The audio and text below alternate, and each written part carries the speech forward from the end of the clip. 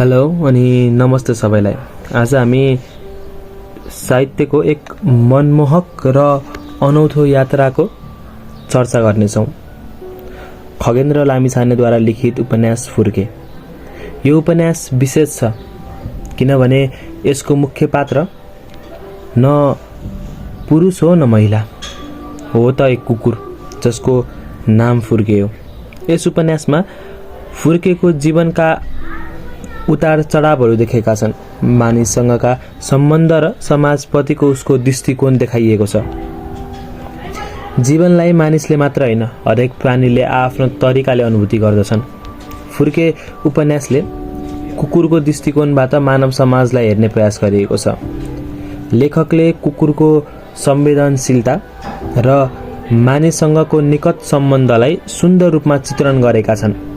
यो उपन्यास बालबालिकादेखि लिएर जुनसुकै उमेरका पाठकहरूले पढ्न सक्ने खालको छ।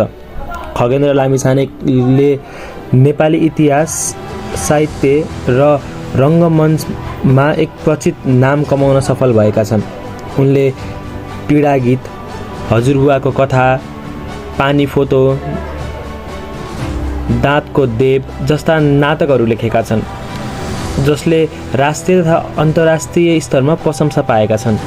साथै उनले पशुपति प्रसाद, धनपति र डम्बरुको दन्दी बियो जस्ता चलचित्रको पटकथा लेखेका छन्।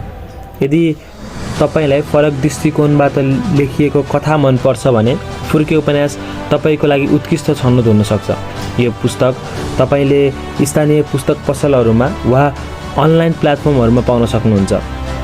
तपाईलाई यो जानकारी उपयोगी लाग्यो भने कृपया हाम्रो च्यानललाई सब्स्क्राइब गर्नुहोस् र थप साहित्यिक सामग्रीको लागि हामीसँग रहिरहनुहोस्।